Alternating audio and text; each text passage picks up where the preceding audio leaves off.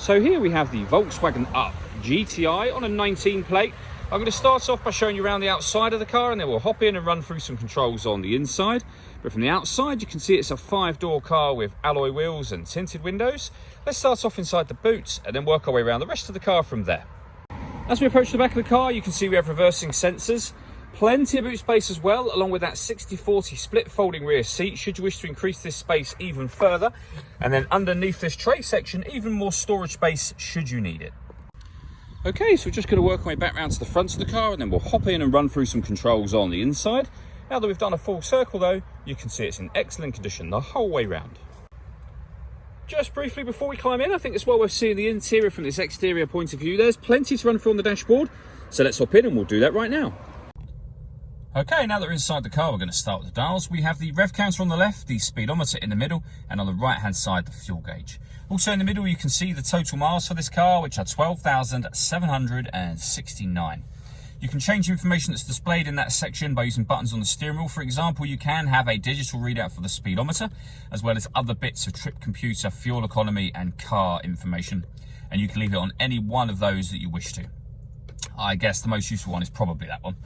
If we back out to the steering wheel, the buttons you were using just a moment ago are here. We've got phone controls over that side as well.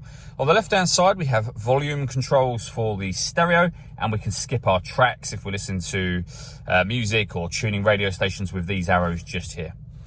Over in the center, we have the stereo for the car. So the buttons down here will correspond with what's written above them, or what's written on them, of course. This button, if you press, for example, this one for a list of radio stations, you can then use this control to go up and down through them. This car has got DAB radio, as you can see, but it's also got AM and FM. If you want to listen to your own music, you can do. Just press that media button.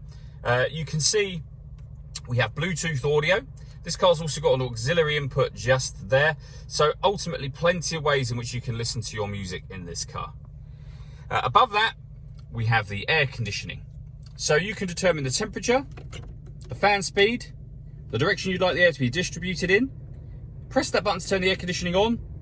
Same again to turn it off. You can recirculate the air that's in the car, or bring in fresh air from outside of the car just here.